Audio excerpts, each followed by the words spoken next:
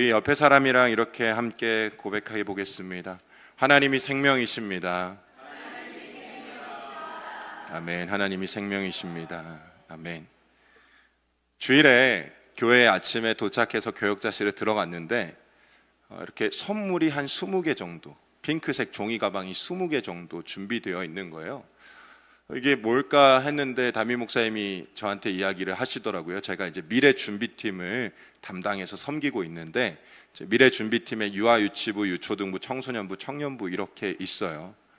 그런데 어떤 교회 성도분께서 미래 준비팀에 우리 교회 학교 교사분들께 준비한 추석 선물이라고 하시는 거예요. 그래서 제가 그걸 가져다 드렸어요. 저희 부서 선생님들한테 가져다 드렸는데, 그 선생님 두 분이 이 선물 자체에도 감동을 받았지만 여기에 담겨있는 그분의 마음과 격려에 많은 감동을 받고 이번 올해 끝까지 열심히 해보겠다는 생각을 가지신 것 같아요. 그래서 연말에 제가 또 선물을 드려서 내년에 하실 수 있게 해야겠다. 역시 선물의 힘이 좋구나, 그런 생각을 했습니다.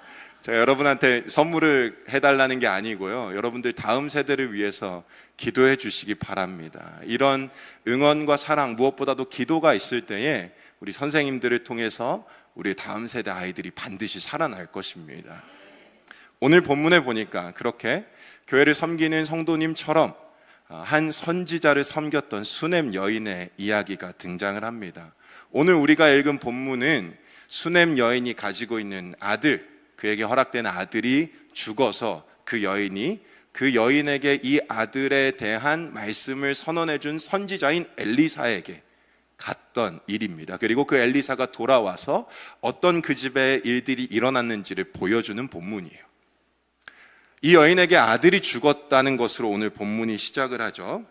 19절에 보니까 그의 아버지에게 이르되 내 머리야 내 머리야 하는지라 그의 아버지가 사환에게 말하여 그의 어머니에게도 데려가라, 이렇게 이야기를 합니다.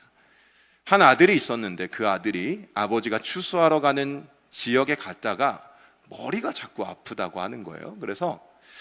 그런데 이 본문의 상황을 보니까 그렇게 심각하지는 않았던 것 같아요. 그래서 심각했다면 아버지가 데리고 갔을 텐데 추수하는 게 바쁘니까 아들을 그 사환에게 엄마 좀 데려다 줘, 나 여기서 일해야 되는데 아들이 아프니까 데려다 줘 하는 거예요. 그래서 엄마한테 데려다 줬는데 20절에 보니까 어떤 한 가지 사건이 일어나냐면 곧 어머니에게로 데려갔더니 낮까지 어머니의 무릎에 앉아 있다가 죽습니다.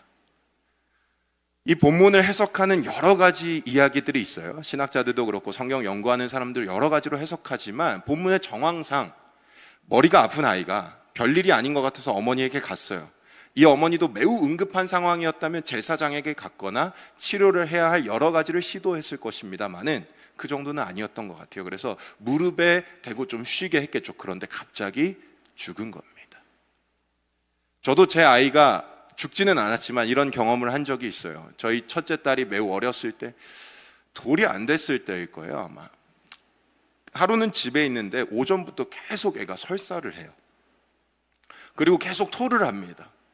그래서 장염인가 보다 하고 약을 좀 먹였어요.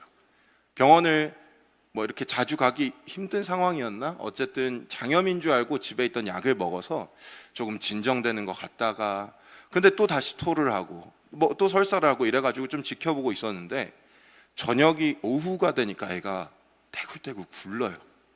그냥 단순히 아픈 것 같았는데 갑자기 막 애가 떼굴떼굴 굴러요. 그래서 안 되겠다 해서 응급실로 바로 갔습니다. 제가 기억하기로는 그 일산에 있는 명지대학교 병원에, 제가 그때 행신동 일산에 고양시에 살 때라 아이를 데리고 갔는데 의사 선생님이 보더니 이러는 거예요. 장 중첩증입니다, 이래요. 그러니까 이 장이 꼬였다고도 하는데 장이 아래에 있는 내장이 소장을 이렇게 겹쳐 있는 거예요. 그러니까 애가 하루 종일 얼마나 힘들었겠어요. 근데 모르는 거예요. 부모는 멀쩡해 보이니까. 그래서 갑자기 막 죽을 것 같이 떼굴떼굴 갔는데 이걸 어떻게 해결해야 되냐면 항문에다가 바람을 넣어야 된답니다.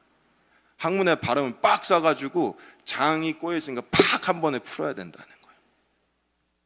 그래서 부모 한 명이 와서 애를 잡으래요.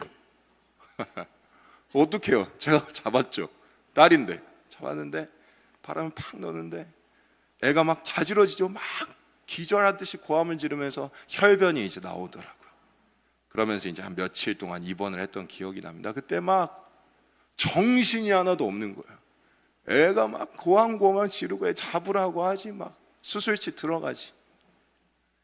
근데 죽지는 않았잖아요. 근데 오늘 본문에 보니까 아들이 무릎에서 죽었답니다. 우리가 만약에 내 자식이 내 무릎에 머리가 좀 아픈 것 같다 할 때 죽으면 어떤 상황이 우리에게 닥칠까요? 사람이 어떤 질병을 겪거나 가까운 사람이 죽으면 5가지의 단계를 거친다고 하잖아요. 처음에는 분노하고, 그 다음에는 인정이 안 되니까 용납을 못 하다가, 그 다음에는 뭐 서서히 이렇게 인정하고 용납해가는 과정을 겪는다고 하는데, 사실 이 수넴 여인에게는 이 일이요 참으로 이해되지 않는 일이었을 것입니다. 이 아들을 얻게 된 이야기를 좀 우리가 한번 살펴봐야 할 것 같은데, 오늘 본문 앞에 보면 이 여인이 어떤 여인이었냐면 수넴에 있는 여인이었는데 8절에 보니까요 귀한 여인이라고 되어 있는데 부유하다는 뜻입니다. 수넴 지방에 부유한 여인이 있었는데 어떤 일을 했냐면 엘리사에게 음식을 대접하고 싶어서 그곳을 엘리사가 지날 때마다 그에게 음식을 대접한 여인이었어요.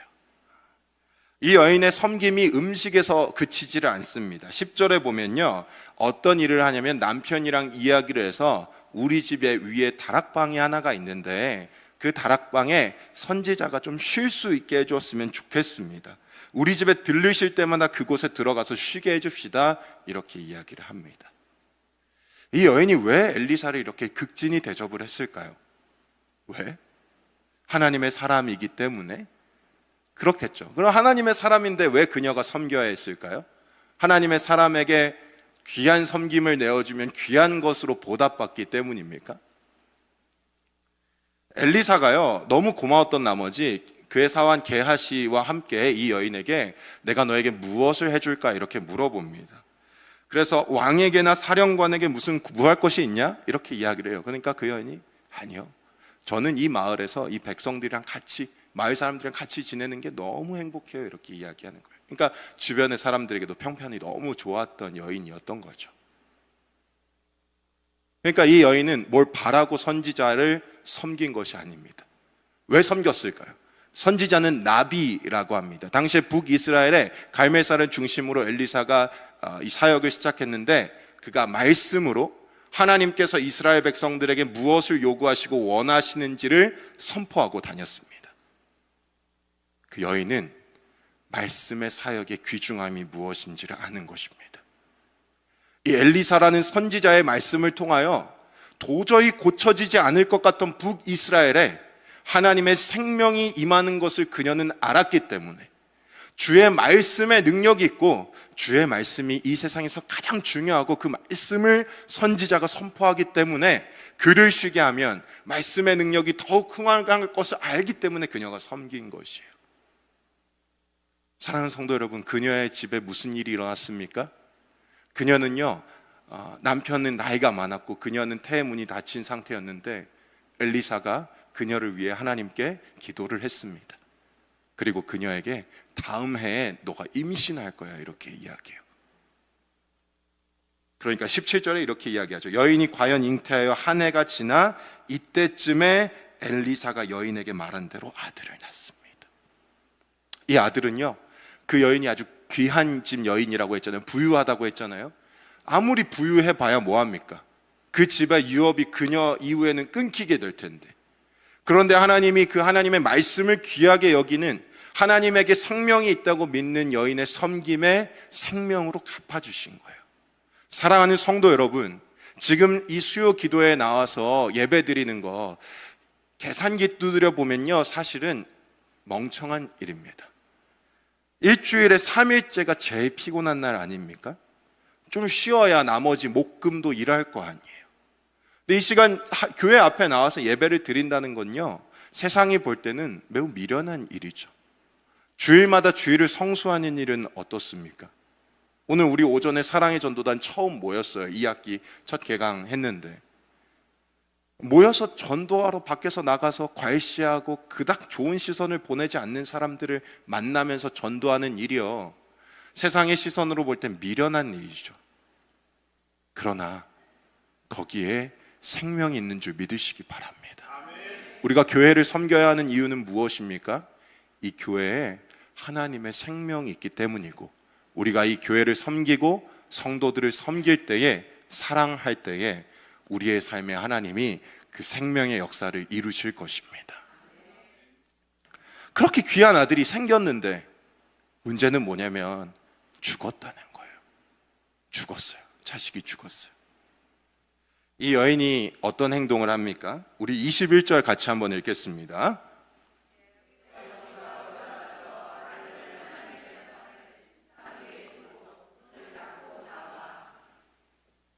아이고. 아들이 죽었으면 통곡을 해야 정상 아니에요? 아들이 지금 무릎 앞에서 죽었어요. 그럼 눈물을 철철 흘리고 이게 무슨 일이지? 내 아들한테 도대체 무슨 일이 생긴 거지? 통곡을 해야 되는 게 정상이에요. 자식이요, 어디 나가서 넘어져서 피만 이렇게 조금 나도 막 부모가 당황하고 황당해하고 어쩔 줄 몰라 합니다. 근데 지금 죽었잖아요.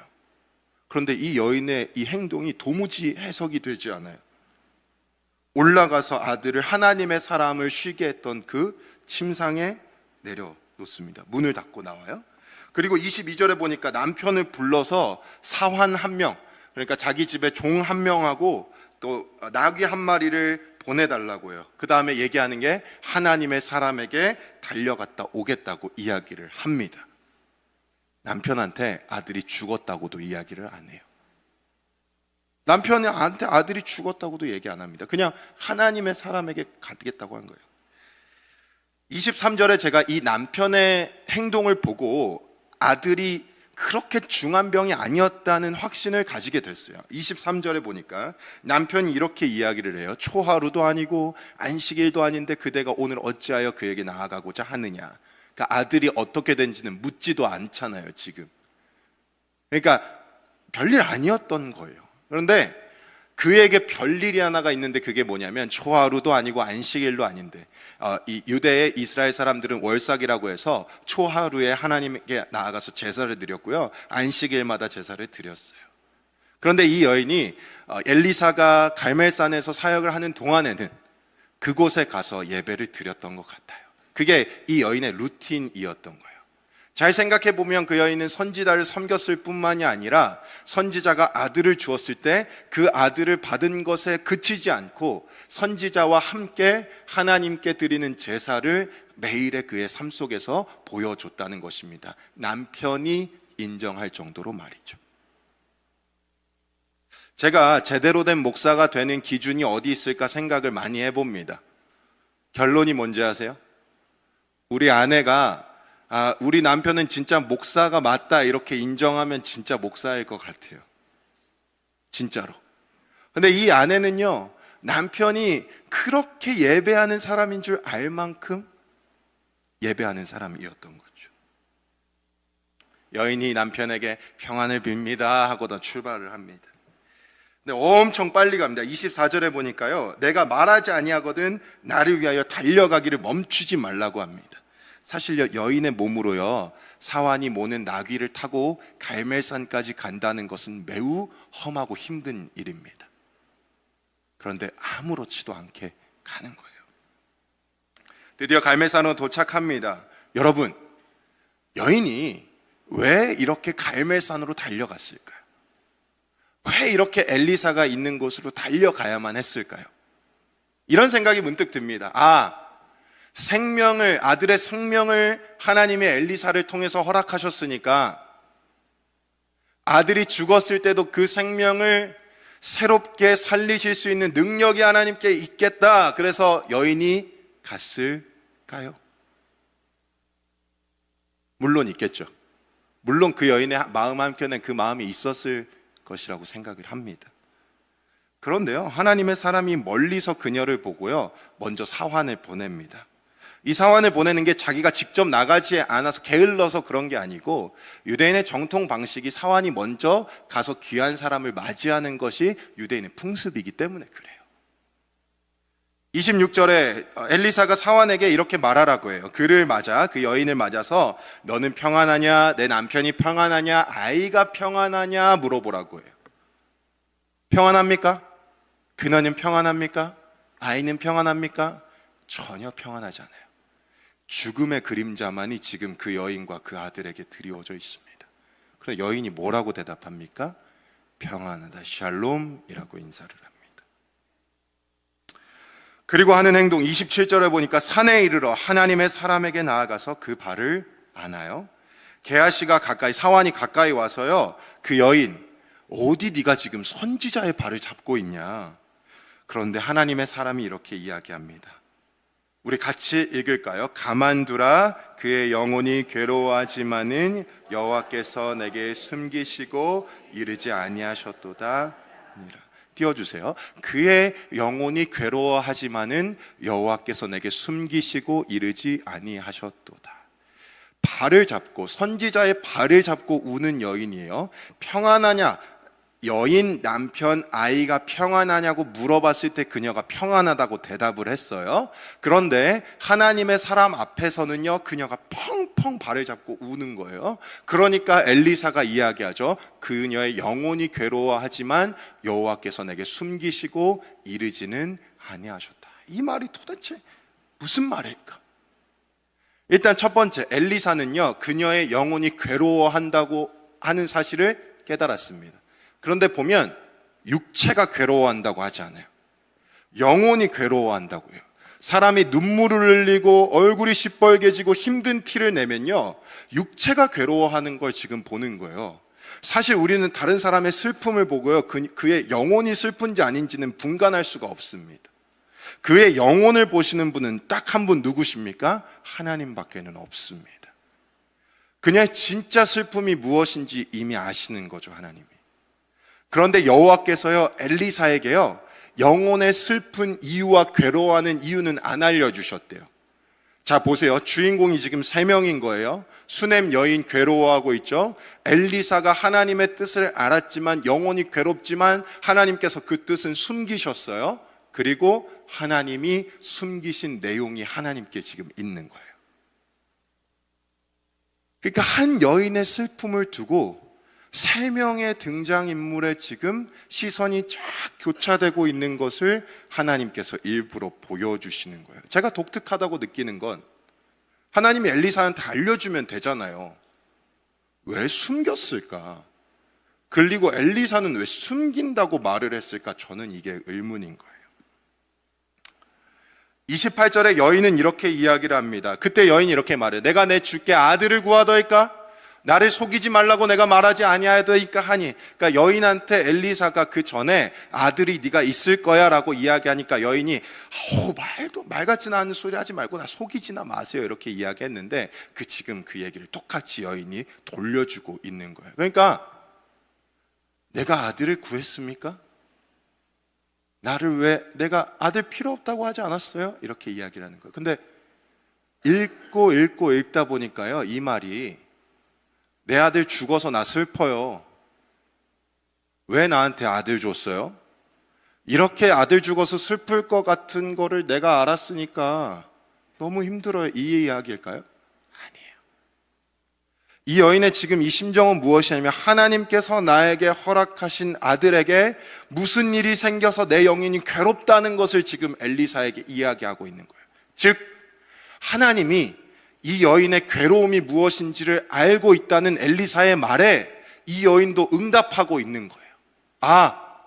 하나님이 엘리사에게도 말씀하시지 않지만 나의 영혼의 괴로움이 뭔지를 당신은 지금 보고 계시구나, 이 여인이 그걸 알았다는 것입니다. 조금만 더 들어가 볼게요. 29절에 엘리사는요, 하나님께서 숨기셨잖아요. 하나님께서 숨기신 엘리사는 이렇게 대답을 합니다. 게하시에게 네 허리를 묶고 지팡이에 손을 들고 가라. 사람을 만나거든 인사하지도 말고, 사람이 인사할 때도 대답하지 말고 지팡이를 가지고 아이의 얼굴에 놓으라고 합니다. 엘리사는 직감적으로 안 거예요. 아들한테 무슨 문제가 생겼구나. 이 여인이 죽었다고는 이야기하지 않았거든요. 그러니까 아들한테 무슨 문제가 생겼다고는 판단을 했으니까 하나님께서 자기에게 능력으로 주셨던 그 지팡이를 가지고 아들의 육체적인 문제를 해결해 주러 출발을 시키는 거예요. 생각해 보세요. 게하시가 딱 출발을 해요. 여인이 자기 아들의 죽음의 문제를 해결하고 싶다면 어떻게 해야 될까요? 따라가야죠. 그 여인은 엘리사와 그의 사환 게하시가요, 이미 수많은 능력을 행했던 걸 알아요. 그 지팡이로도 놀라운 능력을 행했던 걸 알아요. 그러니까 이야기하면요, 그냥 따라가면 됩니다. 엘리사가 가만히 있다? 이유가 있겠죠. 혹은 엘리사에게 같이 가달라고 하면 됩니다. 게하시가 정 못 믿어오면 말이에요. 그런데 30절에 이렇게 이야기했어요. 우리 30절 같이 읽겠습니다. 시작. 아이의 어머니가 이르되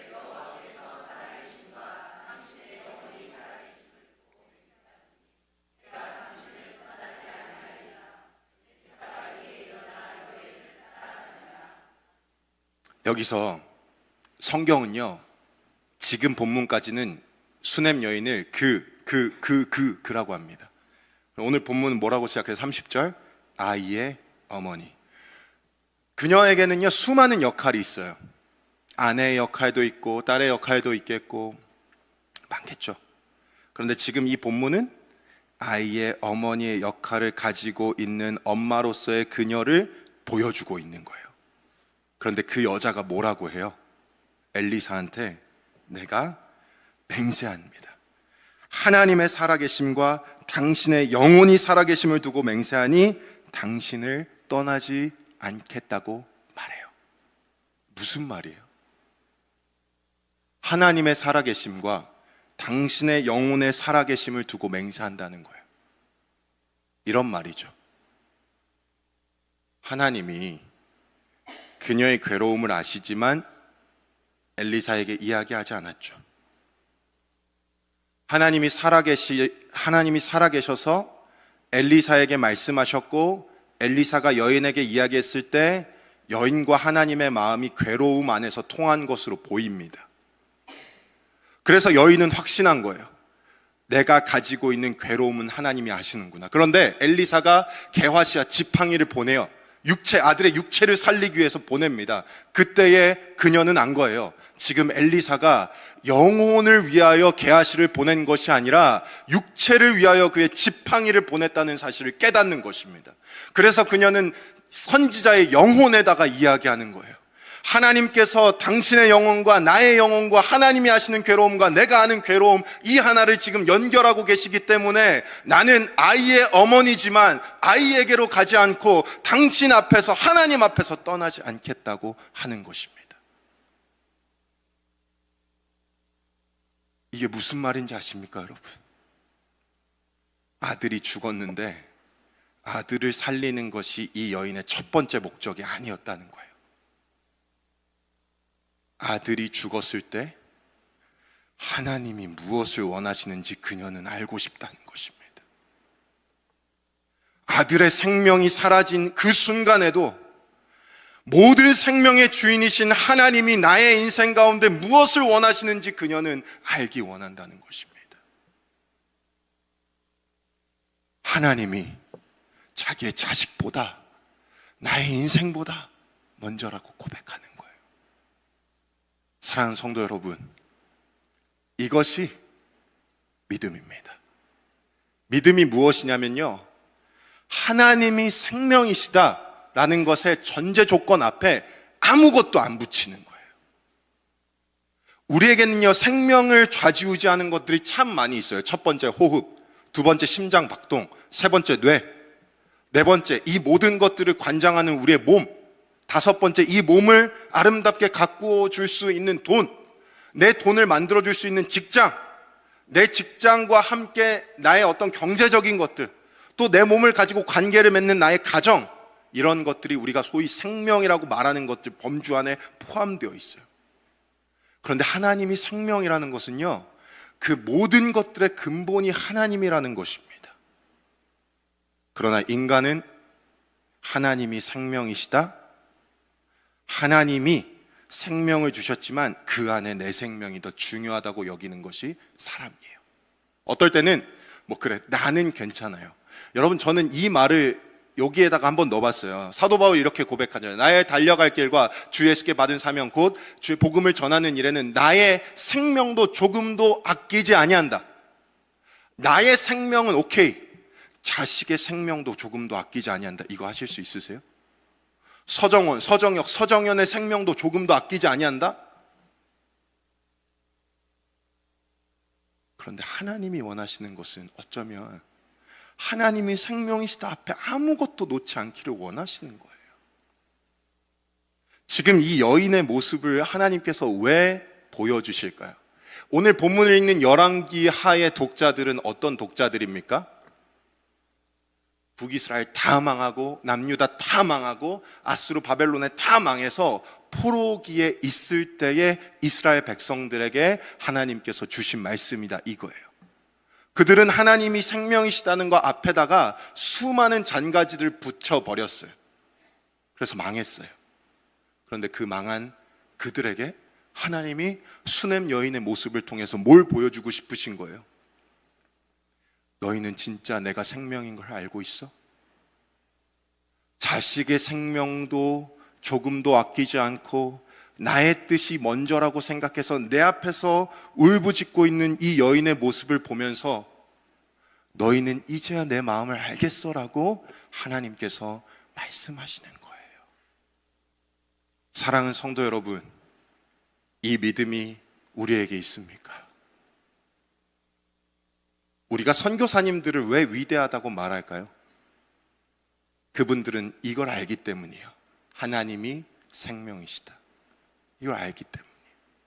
왜 목회자들이 지금 존중받지 못하는 시대가 된 줄 아십니까?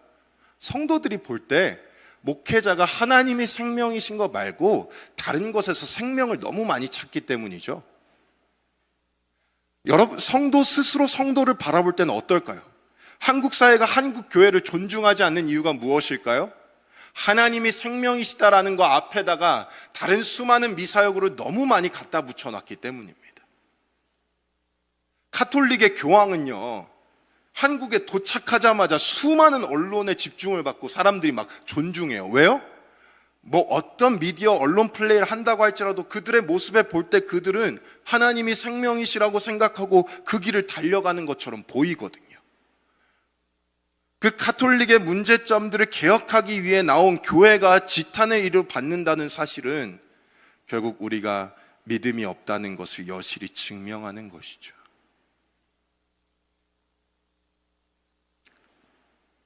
사랑하는 성도 여러분, 그리고요, 놀라운 사실 한 가지가 있습니다. 하나님께서 엘리사에게 여인의 괴로움의 이유를 설명해 주지 않았잖아요. 그런데 여인의 괴로움과 하나님의 괴로움이 지금 통하고 있단 말입니다. 왜 통했을까요? 여인이 자기의 아들의 생명을 제쳐두고 하나님의 뜻을 찾기 위해 온 그 마음이 하나님이 겪으실 마음이기 때문이에요. 하나님이 몇천 년 뒤에, 몇백 년 뒤에 자기의 아들을 이 세상에 보내서 죽여야 되는데, 자기의 아들의 생명을 조금도 아끼지 않고 다 죽여야 되는데, 그 죽음 이후에 하나님의 나라가 이루어지고 그 죽음 때문에 수많은 생명들이 살아나기 때문에 하나님은 그 괴로움을 아시면서도 자기의 아들을 줘야 되는데, 지금 자기의 아들을 제쳐두고 하나님의 선지자 앞으로 나아온 그 여인과 하나님은 그 괴로움에서 만나셨다는 것입니다. 믿음은 무엇이냐면 그래서 여기서 만나는 거예요. 사랑하는 성도 여러분, 우리의 믿음이 나약하다, 약하다, 희미하다, 왜 그럴까요? 왜 저의 믿음이 이렇게도 약할까요? 그 괴로움에서 하나님을 만나지 못하니까. 그 괴로움에서 하나님을 만나야 되는데 그 괴로움은 우리가 멀리하고 세상 것으로 우리의 만족을 채우고 싶으니까 하나님의 역사가 일어나지 않고 육체의 일들만 자꾸 보이는 것입니다. 그러나 하나님께서 너무나도 사랑하시는 성도 여러분, 그 괴로움에서 하나님을 만나면 어떤 일이 벌어질까요? 그 괴로움에서 하나님을 만나면 어떤 일이 벌어질까요? 많이 지나가서요, 34절 우리 같이 읽겠습니다. 34절입니다. 시작. 자기 입을 그의 입에, 자기의 눈을 그의 눈에, 자기의 손을 그에 대고 그의 몸에 엎드리니 아이의 살이 차차 따뜻하다. 먼저 게하시 보냈잖아요. 지팡이를 아이의 몸 위에다가 올려놔요. 얼굴 위에 올려놨는데요, 아이가 미동도 없어요. 엘리사가 육체의 문제를 해결하기 위해서 보낸 지팡이는요, 어떠한 효과도 주지 못했어요. 그런데 엘리사가 가요.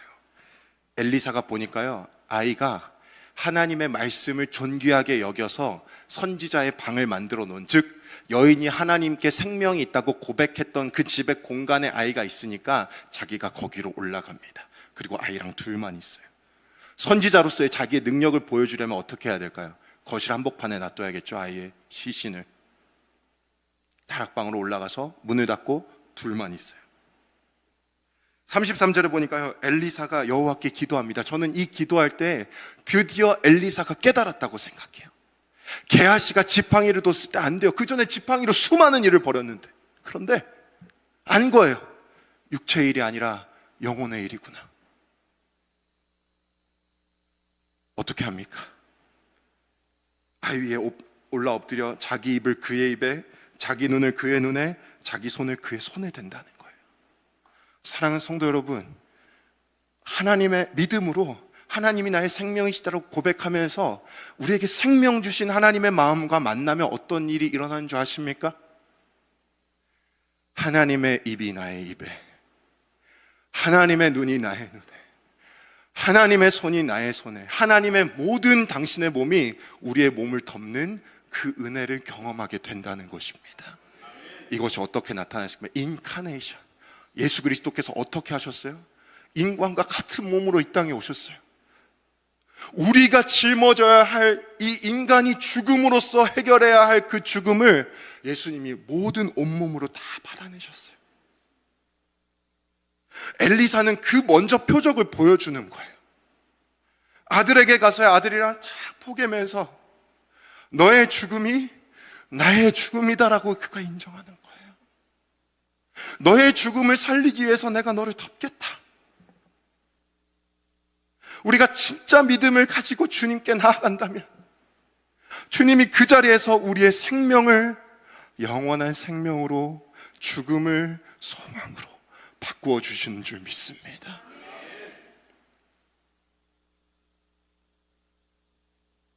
(37) 절에 보니까 여인이 어떻게 합니까? 엘리사가 오라고 하죠. 들어가서 발 앞에서 땅에 엎드려 절하고 아들을 안고 나갑니다. 보세요. 그녀가 아들이 살린 게 좋았으면 아들을 먼저 안았겠죠. 그런데 그녀가 거기에서 하나님을 만났기 때문에 그가 하는 일은, 가장 먼저 하는 일은 하나님의 사람의 발 앞에 엎드리는 것이었습니다. 사랑하는 성도 여러분, 오늘 이 밤에요, 이 본문을 통해서 우리가 기억해야 할 것은 믿음이 과연 무엇이냐는 것입니다. 믿음은 하나님이 생명이심을 고백하는 것입니다. 그 고백이요, 그 고백의 앞에 두어 있는 우리의 수많은 세상의 것들을 내려놓고, 하나님, 당신이 생명이시고 당신이 당신의 아들을 우리를 위해 생명 주셨고 그 생명으로 내가 이제 온전하게 살아갈 수 있습니다라고 고백할 때, 그때 우리의 삶에 하나님의 놀라운 역사가 일어난 줄 믿습니다. 하나님께서 수넴 여인의 아들을 살리신 것과 같이 우리가 믿음으로 하나님과 심정이 통한다면 하나님은 그 이후에 우리의 삶을 모든 회복과 모든 평강과 모든 샬롬으로 이루어 주실 줄 믿습니다. 그 여정으로 나아가면서 오늘 이 밤에 주님 앞에, 주님의 발 앞에 엎드려 그분의 심정과 통하는 이 밤 되기를 간절히 소망합니다.